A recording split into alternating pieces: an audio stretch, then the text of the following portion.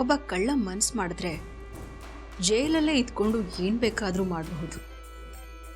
ಆದರೆ ಇವನು ಬೇಲ್ ಮೇಲೆ ಆಚೆ ಬಂದು ಒಂದು ವ್ಯಕ್ತಿ ಬದುಕಿದ್ದಾರೆ ಅಂತ ಅವ್ರ ಫ್ಯಾಮಿಲಿಗೆ ಫೋನ್ ಮಾಡಿ ಹೇಳ್ತಾನೆ ಅಂದರೆ ಅದರ ಹಿಂದೆ ಏನೋ ಒಂದು ಲಾಭ ಇರುತ್ತೆ. ಅದೇನು ಅಂತ ನಾನು ತಿಳ್ಕೋಬೇಕಾಗಿತ್ತು. ಅದಕ್ಕೆ ಫೋನ್ ಮಾಡಿದೆ. ಈಗ ಅದೇನು ಅಂತಲೂ ಗೊತ್ತಾಯ್ತು. ಅದೇನಿರಲಿ, ಡೀಲ್ನ ಕಳ್ಳನು ಕೊಡಬಾರ್ದಾಗಿತ್ತು. ಲಕ್ಷ್ಮಿ ಕತೆನ ನಾನೇ ಮುಗಿಸ್ತಿದ್ದೆ.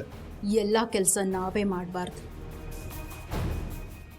ಹಾಗೆ ಹೋದರೆ ಒಂದು ಕೆಲಸನೂ ಆಗಲ್ಲ.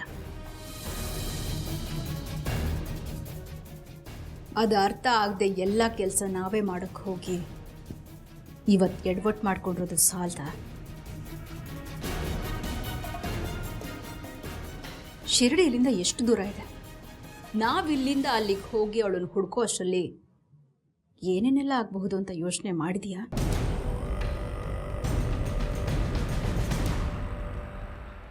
ನನಗೆ ಯಾಕೋ ಅವನ್ನ ನಂಬೋದು ಸರಿ ಇಲ್ಲ ಅನ್ಸುತ್ತೆ. ಅಪ್ಪಿ ತಪ್ಪಿ ಲಕ್ಷ್ಮಿ ಅವನ ಕೈಗೆ ಸಿಕ್ಕಿ ಡೈರೆಕ್ಟಾಗಿ ಮನೆಗೆ ಬಂದರೆ ಅವಳು ಬರಲ್ಲ. ಬರೋದಕ್ಕೆ ನಾವು ಬಿಡ್ಲೂಬಾರ್ದು. ಲಕ್ಷ್ಮಿನ ಹುಡುಕು ಅಂತೀಯ, ಮನೆಗೆ ಬರ್ತಾಳೆ ಅಂದರೆ ಬಿಡಬಾರ್ದು ಅಂತೀಯ. ನೀನೇನು ಮಾಡಕ್ಕೆ ಹೊರಟಿದ್ಯಾ ಅಂತ ಬಿಡಿಸಿ ಹೇಳು. ಈಗಾಗಲೇ ಅವನು ಲಕ್ಷ್ಮಿನ ಹುಡುಕ್ತಾ ಇದ್ದಾನೆ. ಒಂದು ವೇಳೆ ಅವಳು ಸಿಕ್ಕಿದ್ರೆ ನೇರವಾಗಿ ಅವನು ಮನೆಗೆ ಕರ್ಕೊಂಡು ಬರ್ತಾ ಇದ್ದ. ಆದರೆ ಈಗ ನೇರವಾಗಿ ಮನೆಗೆ ಕರ್ಕೊಂಡು ಬರ್ತೆ ನನಗೆ ಫೋನ್ ಮಾಡೋ ಹಾಗೆ ಮಾಡಿದ್ದೀನಿ. ಮಾಡೇ ಮಾಡ್ತಾನೆ.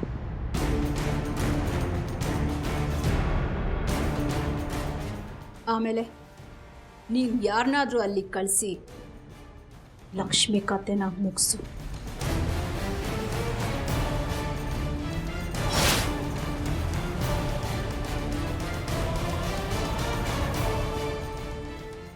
ಜೊತೆಗೆ ಆ ಕಳ್ಳನ್ನು ಮುಗಿಸು.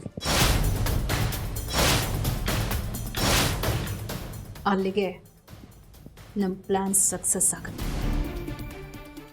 ಅಲ್ಲ ಮೀರಾ, ಸಹಾಯ ಮಾಡಿದವನೇ ಸಾಯಿಸು ಅಂತ ಹೇಳ್ತಿದ್ಯಲ್ಲ, ಇದು ಸರಿನಾ? ನಾವು ಯಾವುದೇ ಸಾಕ್ಷಿಗಳನ್ನ ಉಳಿಸ್ಬಾರ್ದು. ಉಳಿಸಿದ್ರೆ ಮುಂದೊಂದಿನ ಅದೇ ಸಾಕ್ಷಿ ನಮಗೆ ಕಂಟಕ ಆಗುತ್ತೆ. ಮಳೆ ನಿಂತ ಮೇಲೆ ಕೊಡೆ ಯಾಕೆ ಅನ್ನೋ ಹಾಗೆ ಇವಳಿಗೆ ಸಹಾಯ ಮಾಡಿದವನ್ನೇ ಕೆಲಸ ಮುಗಿದ್ಮೇಲೆ ಸಾಯಿಸೋಕೆ ಹೇಳ್ತಿದ್ದಾಳೆ. ಅಂದರೆ ನಾಳೆ ನಮ್ಮ ವಿಷಯದಲ್ಲೂ ಹೀಗೆ ಅಲ್ವಾ ಇವಳು ಮಾಡೋದು? ಯಾವುದಕ್ಕೂ ನಮ್ಮ ಹುಷಾರಲ್ಲಿ ನಾವಿರಬೇಕು.